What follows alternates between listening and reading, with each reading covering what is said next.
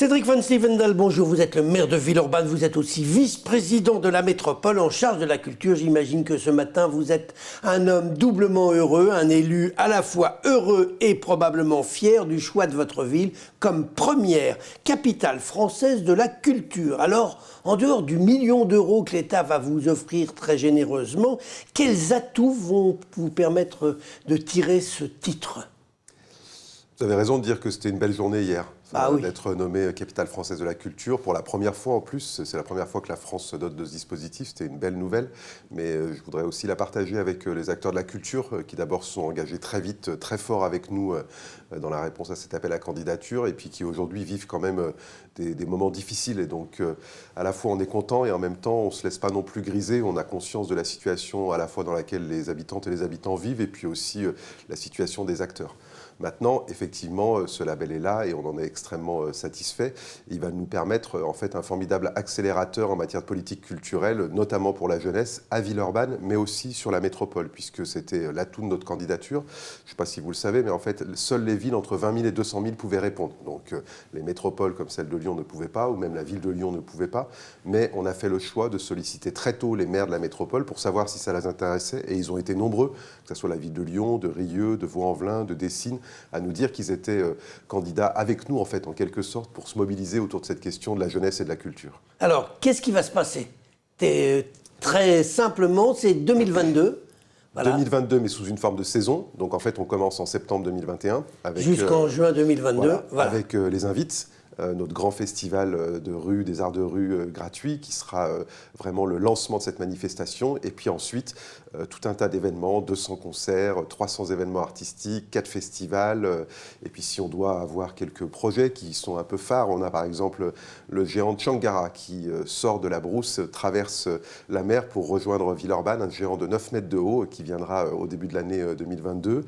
On aura avec ce complexe Capharnaüm un parlement des collégiens et des lycéens pour dire ce que la jeunesse attend de la culture. Et puis le point d'orgue, ce sera un très grand festival. Alors on espère qu'en juin 2022, cette fois-ci, on pourra produit, organisé, réalisé par les jeunes, pour les jeunes, sur le parc de la Fessine. Voilà quelques exemples, mais il y en a encore plein d'autres, des expositions à l'Institut d'art contemporain. Alors expositions, concerts, est-ce qu'il y aura des événements pérennes ? Est-ce que vous allez profiter de cette capitale, de cette nomination, pour nous faire des choses qui attireront à terme toujours des gens ? C'était une des conditions pour obtenir ce label, que d'indiquer à voir comment est-ce qu'on allait s'inscrire dans des choses de pérennes. Et la chose la plus pérenne qui se mettra en place, ce sont ce qu'on appelle des mini-mix, c'est-à-dire des centres culturels qui vont être dans chacun des 25 groupes scolaires de la ville, qui permettront d'accueillir des artistes en résidence, de faire de la production artistique, de s'éduquer aux arts. Et ça, ce sera installé dans chacun des groupes scolaires.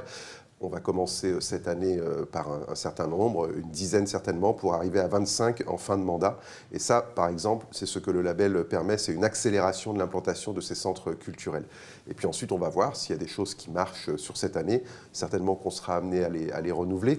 Moi, je suis aussi très favorable à ce que cette première année autour de la culture et de la jeunesse sur Villeurbanne puisse faire des petits sur la métropole. On y travaille actuellement avec le président. Alors, Cédric Van Stevendal, vous parliez tout à l'heure de la crise, malheureusement, que traversent les artistes qui vivent une période très difficile. Est-ce que, grâce à cette nomination, dès aujourd'hui, vous allez pouvoir donner du travail à certains et faire en sorte qu'ils ne se découragent pas trop vite ? Parce qu'on sait que dans ce métier, il y a des gens qui ont baissé les bras et qui ont quitté ce pourquoi ils avaient décidé de faire carrière.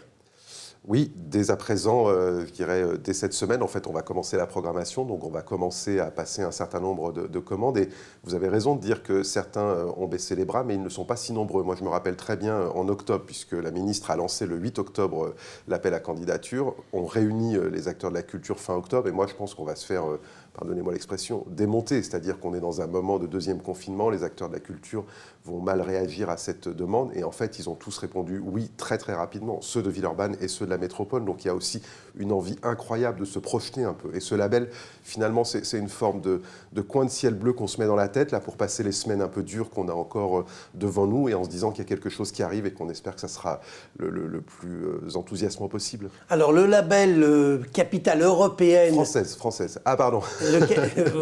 le label Capitale européenne de la culture permet aux villes qui sont lauréates de trouver une nouvelle exposition, d'attirer des touristes. Est-ce que vous espérez que Villeurbanne va devenir une destination touristique et que des gens vont venir des quatre coins de la France pendant cette saison 2021-2022 pour découvrir ce que vous faites? Vous voulez faire de la concurrence à Lyon?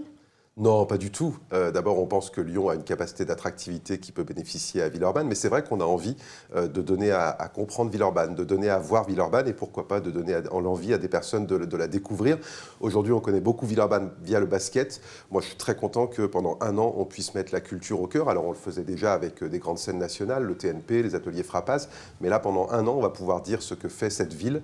Et moi, je trouve ça extrêmement positif que cette ville sorte un peu de l'ombre portée de Lyon, mais même si ce n'est pas une stratégie de la ville de Lyon, mais c'est vrai que pour Villeurbanne, parfois c'est un peu difficile d'émerger. Là, on a l'occasion de dire ce que l'on est, de faire voir ce qu'on fait en matière de culture, et moi j'en suis très heureux. Alors les Villeurbanais sont intéressés par une chose, ça va coûter de l'argent à la ville de Villeurbanne au moment où justement vous traversez une période difficile avec des recettes qui sont en berne. Est-ce que vous allez quand même avoir de l'argent à mettre sur la table pour financer cette opération ?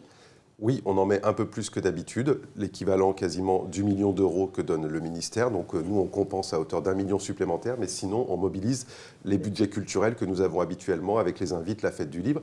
Et puis, on a réussi une très belle levée de fonds, si je peux m'exprimer ainsi, avec des partenaires privés à hauteur de plus d'1 million d'euros. Et je vous assure que je suis extrêmement vigilant sur les finances publiques de notre ville en ces moments de crise. Donc certes, c'est un moment exceptionnel. Fèvre Darcier, qui est le président du jury, a eu l'intelligence de justement pas faire la capitale européenne de la culture, qui nécessite forcément des budgets aux alentours de 50 à 60 millions d'euros. Lui, il a plutôt calibré les choses autour de 12 à 15 millions d'euros. On est parfaitement dans cette épure budgétaire. Est-ce que le maire de Villeurbanne a passé un coup de fil à son collègue vice-président de la culture de la métropole pour lui demander un peu de sous aussi ? Non, enfin si, j'ai passé un coup de fil, mais pas au vice-président, mais au président de la métropole, puisque c'est lui qui fait les arbitrages. Et oui, il avait pris un engagement à hauteur de 300 000 euros pour accompagner la ville si elle gagnait. Et donc je lui ai dit qu'elle avait gagné hier. Et il me dit, il a fait le chèque ? Il a déjà fait le chèque ? Il n'a pas encore fait le chèque, mais il tient parole, je le sais de sa part. Cédric Van Stevendal, avant de nous quitter, juste un petit mot. Première opération, quand ?